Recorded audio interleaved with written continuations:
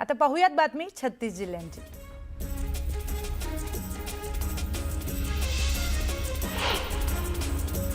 पाचोऱ्यातील शिवसेना शिंदे गटाच्या मेळाव्यामध्ये आमदार किशोर पाटलांनी भाजपवर टीका केली आहे। महायुतीच्या 1 वर्षाच्या काळात एक फुटकी कवडी सुद्धा आमदारांना मिळाली नाही असं म्हणत सरकारला घरचा आहेर दिलाय। शेतकरी आंदोलनावरून बच्चू कडूंचेही आभार मानले। ओबीसी नेते लक्ष्मण हाके यांनी राज्याचे वरिष्ठ नेते राधाकृष्ण विखे पाटील यांच्यावर घणाघाती टीका केली आहे। विखे पाटलांचा आणि त्यांचा घराचा आरक्षणाचा कुठलाही संबंध नाही। सामाजिक न्याय म्हणजे काय हेच त्यांना कधी समजलं नाही। माहित असतं तर असा बेफिकीर आणि बिनडोक पद्धतीने बोलले नसते, अशा शब्दांमध्ये त्यांनी विखेंवर हल्लाबोल केलाय।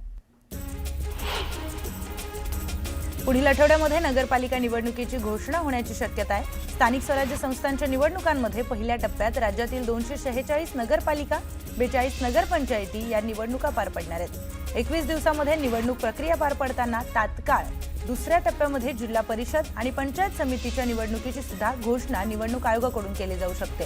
तर शेवटच्या टप्प्यामध्ये महापालिका निवडणुकीची घोषणा होण्याची शक्यता आहे। नोव्हेंबर महिन्यामध्ये बँका 11 दिवस बंद राहणार आहेत। यामध्ये रविवार, दुसरा आणि चौथा शनिवार या दिवशी असणाऱ्या सुट्ट्यांचा देखील समावेश आहे। बंद बँका जरी बंद असल्या तरी ग्राहक net banking, mobile banking, UPI आणि एटीएम सारख्या डिजिटल सेवांच्या मदतीने पैशांची देवाणघेवाण, बिल पेमेंट, शिल्लक तपासणी ही कामं पूर्ण होऊ शकतात। चीनने सोन्याच्या विक्रीवर दीर्घकाळापासून असलेली कर सवलत ही रद्द केली आहे। हा निर्णय 1 नोव्हेंबर पासून लागू झालाय। या निर्णयामुळे ग्राहकांसाठी सोन्याच्या किमती वाढू शकतात आणि जगातील सर्वात मोठ्या सोन्याच्या बाजारपेठेतील दरामध्ये बदल होऊ शकतो। मुंबई उच्च न्यायालयाने स्टेनोग्राफर पदासाठी भरती अधिसूचना जाहीर केली आहे। उमेदवार अधिकृत वेबसाईटला भेट देऊन ऑनलाईन अर्ज करू शकतात। मुंबईत कबुतरांना सकाळी 7 ते 9 या वेळेत दाणे टाकता येणार आहेत। यासाठी पालिकेने मुंबईमध्ये 4 ठिकाणी निश्चित केली आहे। या ठिकाणच्या व्यवस्थापनाची जबाबदारी स्वयंसेवी संस्थांवर असणार आहे, तर विद्यमान कबुतरखाने मात्र बंदच राहतील। मतदार यादीमध्ये नाव टाकण्याचा किंवा डिलीट करण्याचा अधिकार आम्हाला नाही। आगामी स्थानिक स्वराज्य संस्थांच्या निवडणुकांसाठी मतदारांची यादी तयार आहे। 1 जुलै 2025 पर्यंत ज्यांचं या यादीमध्ये नाव आहे तेच मतदार मतदान करू शकतील व निवडणूक लढवू शकतील असं प्रतिज्ञापत्र राज्य निवडणूक आयोगाने उच्च न्यायालयामध्ये सादर केलंय। मुंबई महापालिकेने 2012 पासून म्हाडाच्या उपकराची तब्बल 130 कोटी रुपयांची रक्कम थकवली आहे। त्यामुळे उपकर प्राप्त इमारतींच्या संरक्षणात्मक दुरुस्ती आणि पुनर्रचनेच्या कामासाठी म्हाडाला निधीची चणचण भासते। मुंबईकरांचा प्रवास दर्जेदार होण्यासाठी पालिका आता रेल्वे दत्तक योजना राबवणार आहे। यामध्ये 730हून अधिक प्रमुख रस्त्यांची जबाबदारी 246 कनिष्ठ पर्यवेक्षकांवर सोपवण्यात येणार आहे। यामध्ये प्रत्येकावर किमान 3 रस्त्यांची देखभाल आणि स्वच्छतेची जबाबदारी असेल। सोलापूरच्या विजापूर रोडवरील ज्वेलर्सच्या दुकानामध्ये फिल्मी स्टाईल दरोड्याचा प्रयत्न करण्यात आलाय। तोंडाला मास्क लावून हातात कोयता आणि पिस्तूल घेत 2 तरुण ज्वेलर्सच्या दुकानात शिरले। दुकान मालक आणि कर्मचाऱ्यांना धमकावत चोरांनी सोनं लुटलं। आरोपींच्या शोधासाठी 4 पथकं रवाना करण्यात आली आहेत। तळेगाव ते उरळी कांचन रेल्वे मार्गाविरोधात शेतकऱ्यांनी एल्गार पुकारलाय। गावांमध्ये रेल्वे मार्गाविरोधात तीव्र जनआक्रोश उसळलाय। या मार्गामुळे शेतकऱ्यांची शेती आणि घर जमीन संपुष्टात येणार असल्यानं गावागावांमधून शेती वाचवाचा नारा दिला जातोय। मावळ तालुक्याला अवकाळी पावसाने झोडपला। पावसाने भात पिकांचं नुकसान झालंय। भाताचे तयार दाणे गळून पडलेत, परंतु रब्बी ज्वारी पिकासाठी हा पाऊस पोषक असल्याचं म्हटलं जातंय। लोणावळ्यामध्ये पोलिसांनी अंड्याच्या दुकानातून अंमली पदार्थ विक्रीचा प्रयत्न करणाऱ्या 2 आरोपींना अटक केली आहे। पोलिसांकडून मेफेड्रोन जप्त करण्यात आला, तर आरोपींवर एनडीपीएस कायद्यान्वये गुन्हा दाखल करण्यात आला। छत्रपती संभाजीनगरच्या शहाबाजार परिसरामध्ये हातगाडी लावण्याच्या वादातून 4घांनी मिळून धारदार शस्त्रानं एकाची हत्या केली आहे। या प्रकरणी 4ही आरोपींना अटक करण्यात आली आहे। अकोल्याच्या तेल्हारा शहरातील माळेगाव नाका ते पीपी पाटील पेट्रोल पंप मार्गावरील अपूर्ण रस्त्यामुळे नागरिकांची मोठी गैरसोय होती आहे। या विरोधामध्ये सामाजिक कार्यकर्ते विशाल नांदोकर रस्त्यावर खड्डा खोदून त्यांनी आंदोलन केले। 4 तासानंतर सार्वजनिक बांधकाम विभागाकडून रस्त्याच्या कामाबाबत लेखी आश्वासन देण्यात आलं। कराड शहरामध्ये रस्त्यावरील खड्ड्यांनी कंबरड मोडले। देशात स्वच्छ शहरांचा डंका मिळवणाऱ्या कराड शहरामध्ये खड्डेच खड्डे पाहायला मिळतात। त्यामुळे नक्की कोणता खड्डा चुकवायचा हा प्रश्न वाहन चालकांपुढे उभा आहे। कोट्यवधींचा निधी गेला कुठे हा प्रश्न नागरिकांकडून विचारला जातोय। तर एक ब्रेकिंग न्यूज समोर येते। पूर आणि अतिवृष्टीमुळे राज्यातील शेतकरी हवालदिल झालाय। त्यामुळे कर्जमाफीच्या मागणीनं जोर धरलाय। पण एकीकडे बळीराजा काकुळतीला आला असताना दुसरीकडे उपमुख्यमंत्री अजित पवारांनी शेतकऱ्यांच्या जखमेवर एक प्रकारे मीठ चोळलंय।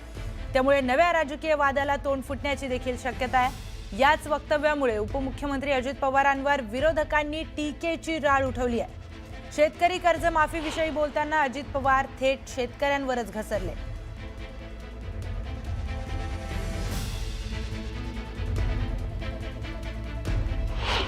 पण तुम्ही पण 0% व्याजाने पैसे दिल्यावर वेळेच्या वेळेला पैसे फेडायची सवय लावला। सारखेच फुकतात आणि सारखेच माफ कसं व्हायचं? असं नाही चालत। एकदा साहेबांनी माफी दिली, एकदा देवेंद्रजींनी दिली, एकदा आम्ही उद्धवजींच्या सरकारमध्ये असताना दिली। आता पुन्हा माझ्या ऐकत आम्ही सांगितलं आम्हाला परत निवडून द्यायचं होतं, आम्ही माफतो। लोक काय म्हणतात तुम्ही सांगितलं ना? खरं म्हणजे शेतकरी संकटात असताना असं असंवेदनशील बोलूच नाही। आणि आम्ही निवडणुका जिंकण्यासाठी कर्जमाफी केली अशा प्रकारचं वक्तव्य त्यांनी केलं। हे अत्यंत बेईमानीचं आहे असं मी मानतो। म्हणजे लोकांना तुम्ही मतं मिळवण्यासाठी बेईमानी करताय, खोटं बोलताय, खोटी आश्वासनं देताय आणि मतं घेताय। ही जनतेशी शेतकऱ्याशी केलेली बेईमानी आहे आणि या बेईमानीचा बदला येणाऱ्या निवडणुकीमध्ये चुन के मतदार घेतील आणि यांची जागा, यांची औकात यांना दाखवतील। ब्रिटिशकालीन एल्फिस्टन पुलाच्या पाडकामासाठी मध्य आणि पश्चिम रेल्वे मार्गावर तब्बल 78 दिवसांचा ब्लॉक घेतला जाणार आहे। मिळालेल्या माहितीनुसार दोन्ही रेल्वे मार्गावर दररोज रात्रीच्या सुमारास 4 तास मेगा ब्लॉक घेण्यात येणार आहे। या काळामध्ये लोकल ट्रेन आणि लांब पल्ल्याच्या गाड्यांची वाहतूक बंद ठेवली जाईल। परिणामी रात्री प्रवास करणाऱ्या प्रवाशांचे हाल होण्याची शक्यता आहे। हार्बर मार्गावर आज मेगा ब्लॉक घेण्यात येणार होता, परंतु महिला विश्वचषक क्रिकेट स्पर्धेच्या अंतिम सामन्यानिमित्त तो रद्द करण्यात आलाय। तर मुख्य मार्गावरील मेगा ब्लॉक नियोजित वेळापत्रकानुसार घेण्यात येणार आहे। हार्बर मार्गावरील गाड्या रविवारच्या वेळापत्रकानुसार धावतील। नवी मुंबई महानगरपालिकेमार्फत मंगळवारी जलवाहिनी देखभाल दुरुस्तीचं काम हाती घेण्यात येणार आहे। यावेळी भोकरपाडा जलशुद्धीकरण केंद्रातील MBR मध्ये नवीन जलवाहिनी जोडणीचं काम, मुख्य जलवाहिनीवर व्हॉल्व्ह बसवण्याचं काम करण्यात येणार आहे। परिणामी मंगळवारी नवी मुंबईमध्ये पाणी पुरवठा बंद राहणार आहे। यंदा ऑक्टोबर महिन्यामध्ये मुंबईमध्ये 11,200 मालमत्तांची विक्री झाली असून गेल्या वर्षी याच महिन्याच्या तुलनेमध्ये विक्रीच्या या प्रमाणात 14% घट नोंदवली। एकीकडे मालमत्ता विक्रीमध्ये घट झालेली असताना याचा परिणाम मुद्रांक शुल्काच्या रूपाने मिळणाऱ्या महसुलात देखील घट होण्याच्या रूपाने दिसून आलाय। महाराष्ट्र राज्य माध्यमिक आणि उच्च माध्यमिक शिक्षण मंडळाने इयत्ता 10वी आणि 12वीच्या परीक्षेचं अंतिम वेळापत्रक जाहीर केलंय। त्यानुसार यंदा राज्यामध्ये इयत्ता 12वीची लेखी परीक्षा ही 10 फेब्रुवारीला तर 10वीची परीक्षा ही 20 फेब्रुवारीला होणार आहे।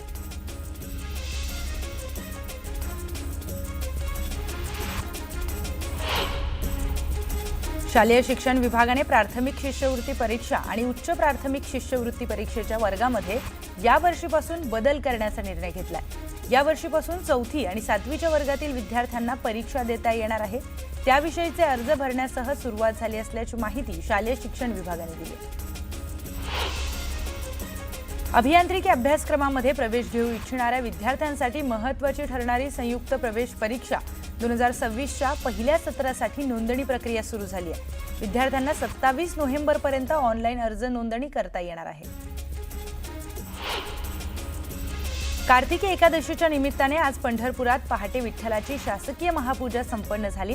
राज्याचे उपमुख्यमंत्री एकनाथ शिंदे आणि त्यांच्या पत्नी लता शिंदे यांनी विठ्ठलाची महापूजा केली आहे। यावेळी मानाचे वारकरी म्हणून नांदेड जिल्ह्यातील रामराव आणि सुशीलाबाई वालेगावकर या दाम्पत्याला उपमुख्यमंत्र्यांसोबत विठ्ठलाची महापूजा करण्याचा बहुमान मिळाला। आज कार्तिकी एकादशीच्या निमित्ताने श्री विठ्ठल रुक्मिणी मंदिर समितीने मंदिराला फुलांची आकर्षक सजावट केली आहे। पुण्याचे विठ्ठल भक्त राम जांभूळकर परिवारातर्फे ही सजावट सेवा करण्यात आली। राज्यातील वारकरी, कष्टकरी, लाडक्या बहिणी यांना सुखी, समाधानी, समृद्ध ठेव, शेतकऱ्यांवरचं संकट, अरिष्ट दूर होऊ दे असं साकडं आपण विठ्ठलाला घातल्याची माहिती राज्याचे उपमुख्यमंत्री एकनाथ शिंदे यांनी दिली। चंद्रभागा शुद्धीकरणासाठी 120 कोटी रुपयांचा निधी देखील दिल्याचं म्हटलंय। पंढरपूरमध्ये उपमुख्यमंत्री एकनाथ शिंदे यांनी संत पूजन केलं। यावेळी 7ही मानाच्या पालखीचे प्रमुख, विश्वस्त आणि पालखी सोहळा प्रमुख उपस्थित होते। कार्तिकी एकादशीच्या निमित्ताने आज सकाळी चंद्रभागेच्या तीरावर लाखो भाविकांची मांदियाळी जमली होती। एकादशी दिवशी पंढरपुरामध्ये येणारा प्रत्येक भाविक हा चंद्रभागा स्नान, विठ्ठल दर्शन आणि नगर प्रदक्षिणा करत असतो। याच एकादशीच्या निमित्ताने चंद्रभागा तीरावर हरिनामाचा जयघोष आणि टाळ मृदुंगाच्या गजरामध्ये वारकरी दंग झाले। तर आज पंढरपुरामध्ये कार्तिकी एकादशीच्या अनुपम्य सोहळ्यास सुरुवात झाली आहे। पहाटे 2:30 वाजता विठ्ठलाची शासकीय महापूजा राज्याचे उपमुख्यमंत्री एकनाथ शिंदे यांच्या हस्ते सपत्नीक झाली। यानंतर पंढरपुरामध्ये विठुनामाच्या गजरात एकादशीच्या सोहळ्याला प्रारंभ झाला। याच एकादशीच्या सोहळ्यानिमित्त थेट विठ्ठलाच्या गाभारातून महाराष्ट्राला विठोबाचं दर्शन घडवत आहेत आमचे प्रतिनिधी वीरेंद्रसिंह उत्पात।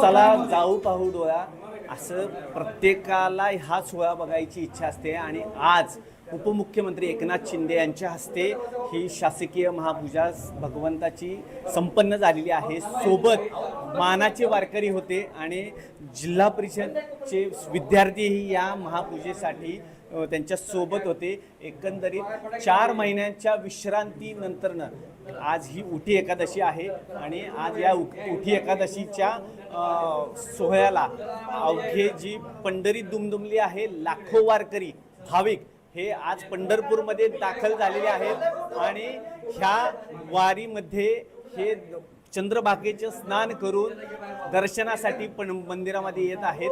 ज्यांना शक्य नाही ते स्पर्शदर्शन, मुखदर्शन करत आहेत। दर्शनाची रांग मोठी आहे। मंदिर समितीकडून सर्व सोयी सुविधा उपलब्ध करण्यात आलेल्या आहेत आणि एकंदरीत हे जे सावया विठुरायाचं जे रूप आहे ते आपण न्यूज 18 लोकमतच्या सर्व प्रेक्षकांसाठी दाखवत आहोत। जेव्हा नव्हती गोदागंगा तेव्हा होती चंद्रभागा, तसेच या पांडुरंगाच्या पायापाशी सर्व तीर्थ आहेत अशी आख्यायिका आहे। आजचा सोहळा अनुपम्य आहे आणि इथून पुढे दिवसभर आणि प्रक्षाळ पूजेपर्यंत विठुरायाचं दर्शन सतत चालू असणार आहे। व्हिडिओ जर्नलिस्ट अजित देशपांडे सोबत वीरेंद्रसिंह उत्पात, न्यूज 18 लोकमत, पंढरपूर। जसं की आज कार्तिकी एकादशी आहे आणि कार्तिकी एकादशीच्या निमित्ताने लाखो वारकरी भक्त हे पंढरपुरात दाखल झालेत। पांडुरंगाचं दर्शन घेण्यासाठी लाखो भक्तांची गर्दी ही पंढरपुरामध्ये दिसून येते। त्याचबरोबर चंद्रभागेच्या तीरावर हे वारकरी भक्त स्नान करतात। पवित्र स्नान झाल्यावर नगर प्रदक्षिणा असते। नामदेव पायरीचं दर्शन घेऊन मग पंढरपुराच्या विठुरायाचं दर्शन घेण्यासाठी एक मोठी रांग लागलेली आहे। जसं की आपल्या प्रतिनिधींनी सांगितलं की मोठी रांग दर्शनासाठी लागली आहे। महाराष्ट्राच्या कानाकोपऱ्यातून भक्त हे पांडुरंगाचं दर्शन करण्यासाठी पंढरपुरात दाखल झालेत।